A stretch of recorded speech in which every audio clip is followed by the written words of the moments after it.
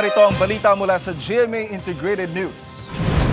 Ilang lugar sa Metro Manila ang mawawala ng tubig simula mamayang gabi.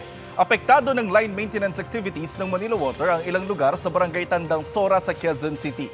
Posibleng tumagal yan hanggang bukas o sa Sabado, June 1. May line meter at strainer declogging din na makakaapekto sa ilang barangay sa San Andres, Maynila.